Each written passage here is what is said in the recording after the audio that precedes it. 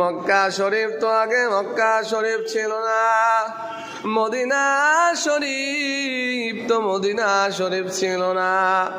আমার বিশ্ব নবীর নাম মুবারকে আল্লাহ রব্বুল আলামিন মুহাম্মদ রেখেছিলেন।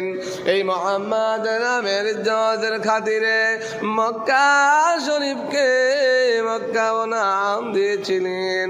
মক্কার নাম তো মক্কা ছিল না, মদিনার নাম তো মদিনা ছিল না।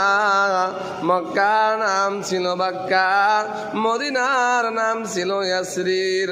আল্লাহ নবীর মহব্বতে ইয়াসরিরকে মদিনা আর বাক্কাকে মক্কা শরীফ ঘোষণা করা হলো। আল্লাহর নবীজি মক্কা থেকে হিজরত করে মদিনার পথে রওনা হয়ে যায়। মদিনা শরীফ তো আগে মদিনা শরীফ ছিল না।